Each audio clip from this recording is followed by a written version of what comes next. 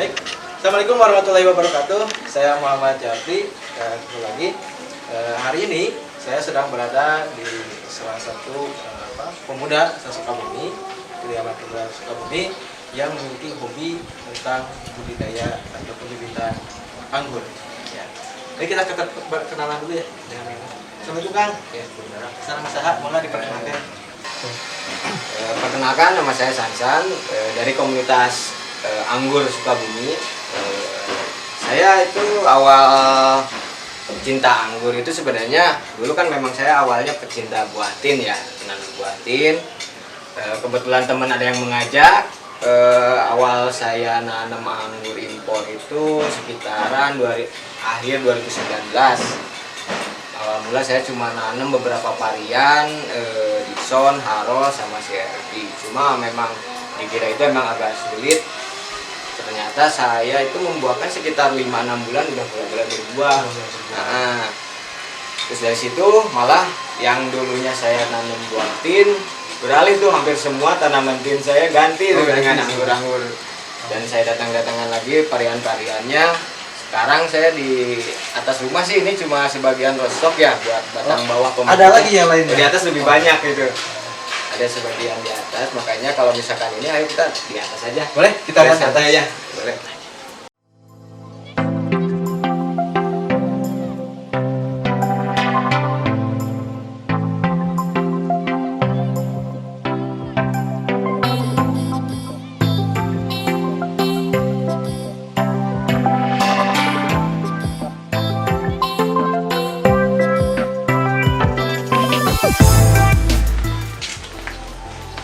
Hai guys, hari ini sekarang sudah ada di tempat pembibitannya anggur Kang Sansannya ya, ada di atas rumahnya. Nah, untuk lebih jauh lagi, mari kita tanyakan ya, ada beberapa jenis aja nih anggur di sini. Baik Kang Sansan, bisa dijelaskan ada berapa jenis anggur nih yang diakan atau dibibitkan di sini? Untuk jenis ya, mungkin kalau dihitung kisaran 60 lebih.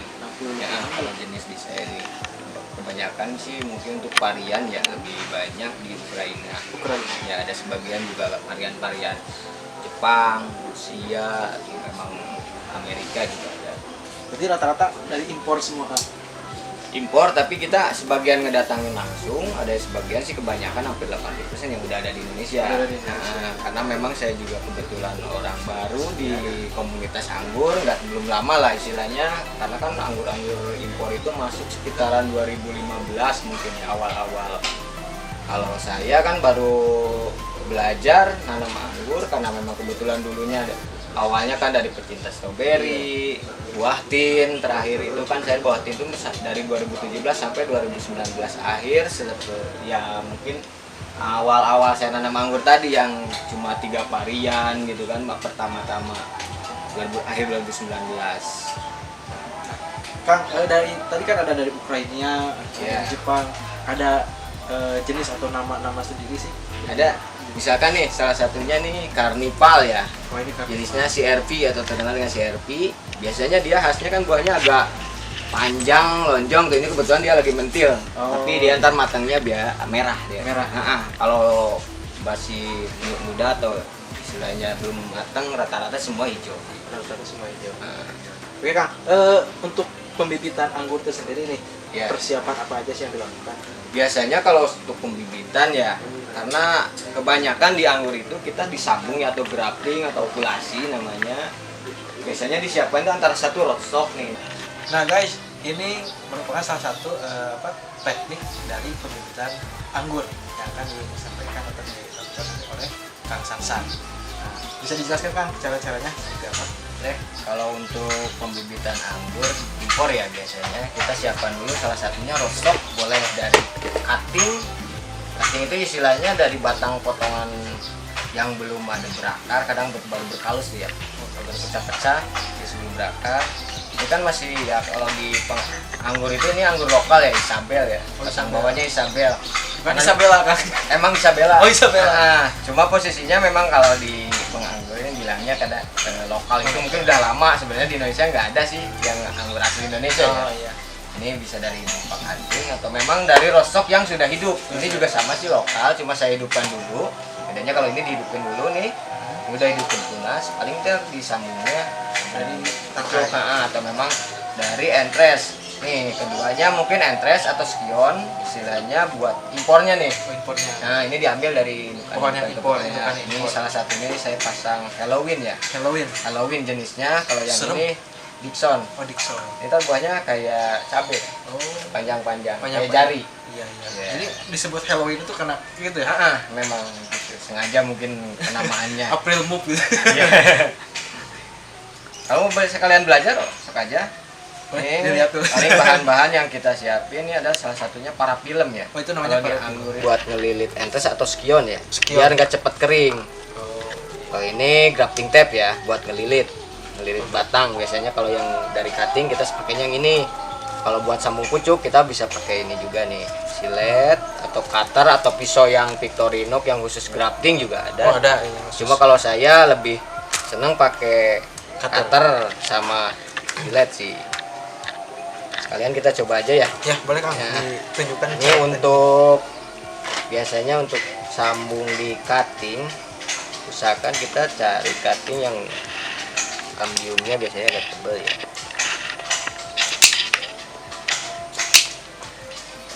Jadi bisa dilihat. Boleh liatin sini, Kang? Nah, boleh. Ini kan masih hijau ya. Iya. Meskipun dia belum berakar, tapi ini boleh bulat halus ya. Jadi ntar kita semai langsung, kita sambung dulu nih. Nah, ini entres. Kebetulan saya pakai Dixon ya. Ini dari Dixon tuh. Dixon ya. Kita bisa lilit dengan parafilm. Kenapa kita lilit? Karena ini kalau kita nggak lilit, bisa aja sih kita pakai wrapping makanan yang tipis plastik ya. wrap, ya, Nah, plastik. boleh. Cuma dia kalau mau seprut atau dia pecah tunas, harus dibantu karena dia agak tebal. Kalau ini sih sebenarnya nggak usah. Oh, nggak usah. Karena nanti terbuka sendiri itu. Ya, pecah sendiri. Pecah sendiri. Ntar salah satu contohnya yang udah jadi, misalkan mungkin kan, ini kan, ini udah lilitannya nih. Iya iya. Nah ini udah pecah nih, udah keluar. Udah keluar. Kita sambil masukin aja. Tapi kalau itu sambungnya sama tunas. Untuk posisi entris atau skion ya buat bawah atasnya. Ini bisa kalau di cutting sih mau arahnya ke sini atau memang arahnya ke sini juga nggak jadi Bisa. masalah ya. Beda dengan itu kalau misalkan kita seneng sini sih biasanya ini kulit kambiumnya dipotong dikit ya.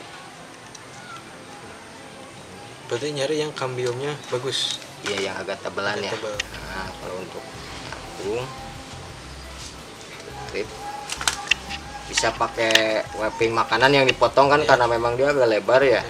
Kita potong dikit tipis atau bisa pakai ya solatif. Cuma kan kalau solatif itu nempel. Kalau ini kan nggak ada lemnya ya. Lemnya. Untuk hasil pembibitan yang tadi saya contohin dari cutting, Ya. ini salah satunya nih jenis Heliodor yang udah saya sambung dengan rostok batang bawah ya, Isabel juga. Ini kalau untuk umur dari sambungan, ini kan ada nih tanggalnya 16 bulan 9 ya. Oh iya. Kalau sekarang kan kita bulan 11, ya mungkin sekitaran 1,5 2 bulan 1 nih, sampai 2 bulan dari sambung ya. Dari teknik Nah, sambung dari itu tadi nih dari segini sampai tumbuhnya itu kurang lebih 1 sampai Nah. 2 bulan. ini kan varietas Ukraina juga, buah warna hijau, masuknya kategori kismis nih. Kismis. Nah, Oke. kalau untuk teknik yang sambung tunas sama juga sih okulasi atau grafting, cuma dia menggunakan kan rostok yang sudah jadi, Sudah yang jadi. udah hidup lah istilahnya. Ini kan batang yang belum berakar juga. Bahkan ini udah berakar. Nah, ini salah satunya saya contoh ini messenger ya. Ini varian buah hitam Ukraina juga. Sama sih umur mungkin, tapi kalau untuk kecepatan bikin bibit biasanya lebih cepat di Yang sudah sambung. tumbuh. karena dia kan udah berakar. Kalau ini nunggu akaran Nunggu dulu. berakar dulu, kadang dia udah nyeprut malah akarnya belum. Iya. Kelemahannya. Kelemahan. Tapi kalau udah tumbuh sama-sama aja. sih. Sama-sama. Ah. Oke. Oke Kang Sasan, tadi kan sudah dijelaskan bagaimana sih tata caranya pembibitan anggur dari Iya. mulai teknik praktek dari batang, Batang. dari sambung ya. Yang kendala yang dihadapi selama pembibitan anggur yang Kang Sansan hadapi itu seperti apa Kang? Biasanya kalau untuk kendala ya, salah satunya mungkin hama ya. Hama atau memang istilahnya jamur juga. Mungkin kalau untuk ke hama atau menjamur kita juga bisa ditanggulangi dengan rutin semprot pestisida atau fungisida. Iya. tiap minggu atau memang untuk perawatan seminggu sekali ya. Tapi kalau untuk musim hujan sih kita bisa seminggu 2 kali. Seminggu 2 kali. Nah, terus untuk mengurangi hama atau memang ya istilahnya kendala, saya tutup ini kan dengan plastik UV. Oh iya. Biasanya mengurangi, karena memang si anggur itu nggak terlalu senang hujan ya. Oh. Karena dia itu kalau secara ini tanaman gurun. Oh iya, yang kering Nah, ya. Kering, dia itu lebih senang ke kering. Jadi jangan terlalu banyak kena air mungkin. Ya, kalau misalkan kebanyakan air aja, biasanya perakaran juga busuk. Itu salah satu kendala yang paling rumit. Kalau memang pohon gede aja, kalau udah busuk akar, dia mati total. Oh iya. Nah Kang, pembibitan anggur itu tadi hobi Kang ya? Ya. Nah, apakah ada niat untuk dijual, bisnis atau kayak gimana? Kalau memang awal saya ya istilahnya cuma sekedar hobi, Betul. cuma bikin itu tuh, ya saya perbanyak, takutnya buat cadangan atau ada yang mati atau memang buat sendiri. Ke sini-sini tuh banyak temen yang nanyain si bibitnya ada di mana, beli di mana gitu. Betul. Kadang saya bilang istilahnya, emang awal-awal saya beli juga dari luar karena kan saya belum punya. Kalau yang udah punya saya perbanyak sendiri. Nah, komunitas teman-teman yang dekat istilahnya dari satu kota atau memang kadang dari kota lain juga ada. Pada nanyain bibit, kebetulan kalau saya lagi ada nih kebetulan di saya. Dari istilahnya awalnya hobi, ya alhamdulillah sih mulai menghasilkan gitu. Tadinya cuma sekedar hobi. Misalkan nih saya bikin bibit yang ya ada salah satunya nih jenis Casanova nih. Iya. Biasanya saya jual kisaran 200.000. Oh, ini 200.000. Ini Segitu. harga untuk ke komunitas atau ke umum Kang? Memang kalau harga ya kita nggak bisa nentuin, kita ngikut di pasaran umum ya. Kayak Untung Crispy karena memang ini dulu istilahnya ini varian-varian masih baru ya. Ini saya keluarin di kisaran harga 500.000 sekarang. Terus gede ini bibitnya. Karena memang dia masih baru, jarang yang punya. Nah, adapun ya varian-varian yang istilahnya harga di bawah 200 ya standarnya mungkin kan 100 atau 125.000. Ini rata-rata jenisnya impor semua Kang. Ini impor rata-rata udah disambung ya. Udah Karena ini pembibitan udah disambung. Kalau Kebanyakan untuk impor saya lebih ke dominan ya, Ukraina sekitar 80%. Karena memang Ukraina itu salah satunya lebih mudah lebih mudah. dibuatkan dibanding kayak varian Jepang. Terus bentuk-bentuk unik ya, mungkin kayak seperti ini. Kebetulan nih Sherpy ini kan lagi ada mentil nih.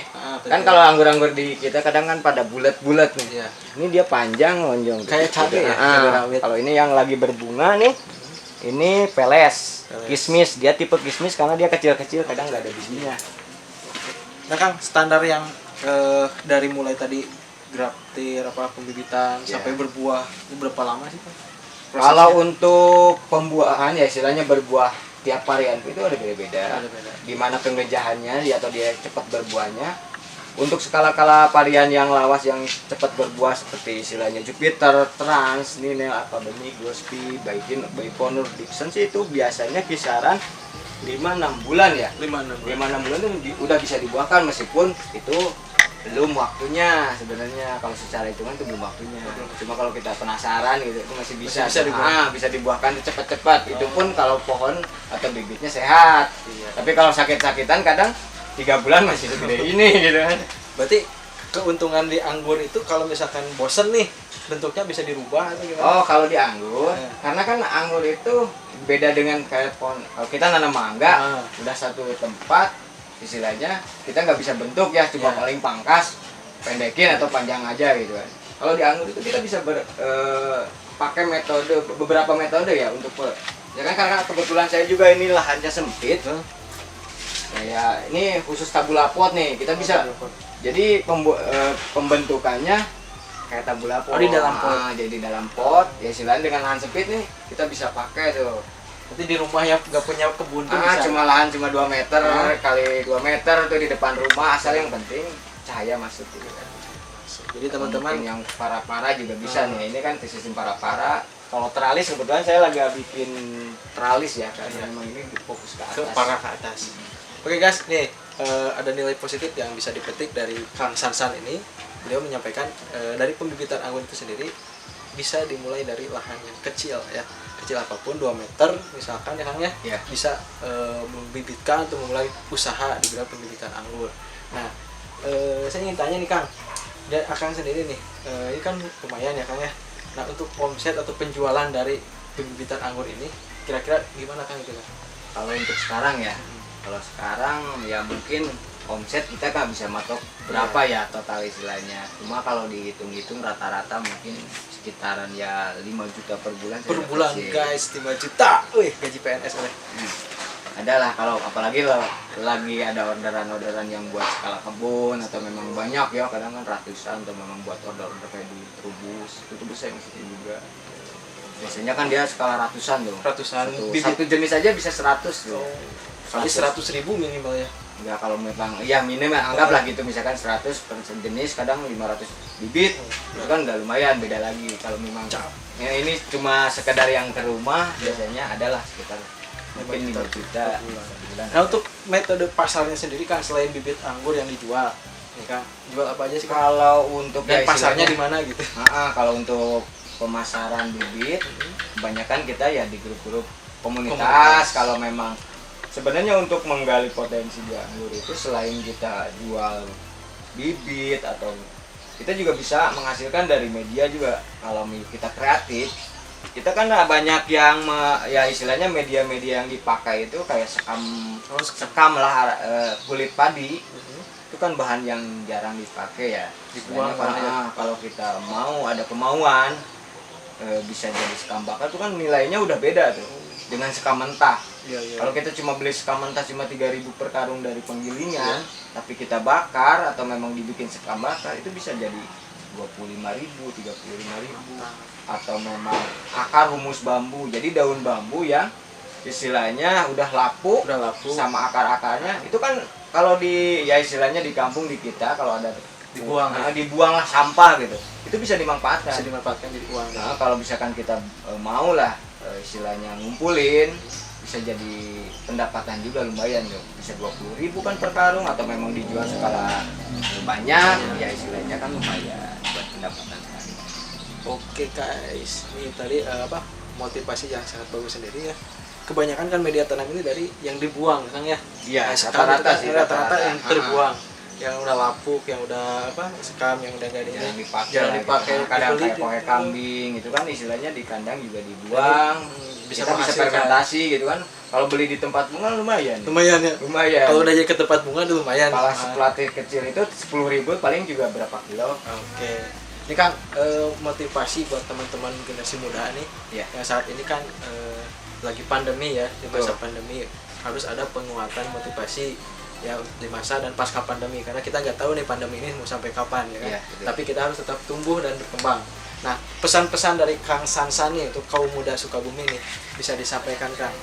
Ya untuk istilahnya komunitas istilah atau pemuda Sukabumi, pemuda-pemuda Sukabumi, jangan istilahnya kita malu atau memang istilahnya ragu mau berusaha apapun, ada potensi. Ya kita apalagi kalau misalkan di skala hobi, kita hobinya apa yang istilahnya bisa sambil hobi itu menghasilkan, atau memang kita bisa memanfaatkan kayak limbah-limbah lah istilahnya, sampah-sampah yang kayak kotoran kambing atau memang limbah-limbah kayak humus bambu atau humus-humus akar. Itu kan kalau dijual bisa menghasilkan juga, jadi pendapatan lah tambahan. Karena kebetulan saya juga istilahnya bekerja juga, karena kemarin juga rada agak tokonya tutup, saya sambil santai bikin-bikin bibit, alhamdulillah sih menghasilkan sambil juga kalau kita nanam pohon kan penghijauan juga. Ini kalau misalkan nggak ada pohonnya biasanya panas panas full juga. Jadi turut melestarikan lingkungan juga, terus memanfaatkan lahan yang ada. Karena kebetulan saya juga nggak luas lahan saya, ini cuma 6x6. Ya kalau dibanding dengan kita nyawa aja istilahnya Pak ya, istilah kalau misalkan kita nyawa berapa kotak itu kan menghasilkan berapa itu harus juga 4 bulan gitu panen. Malah 6x6 bisa menghasilkan tiap bulan berapa gitu. Mantap ya. Oke guys, mungkin bincang-bincang kita dengan Kang Sansan untuk hari ini cukup sekian. Yang ingin belajar lebih jauh lagi tentang pembibitan anggur atau pembibitan tanaman-tanaman lainnya, bisa nanti langsung kontak ke Kang Sansan ya. Boleh. Buat teman-teman yang mampir aja langsung ke Jalan Kenangleng ya. Kenangleng ya, kebetulan di dalam ya. Kalau di alamat lengkapnya itu Gang Swadaya, Jenengleng Gang Swadaya. Ya. Yang mau mendalami tentang budidaya anggur boleh datang ke sini nih. Sambil main, sambil ngopi, sambil belajar juga. Sambil belajar. Siapa aja boleh datang. Oke. Terima kasih buat teman-teman yang sudah nonton dari Kabisa PS. Saya Muhammad Jafri. Tetap semangat intinya jangan patah semangat, jangan putus asa, tetap berjuang karena dengan kita berjuang dan berusaha maka mimpi kita akan tercapai. Ya, tetap stay di Kabisa News. Bersama wujudkan harapan di Kabisa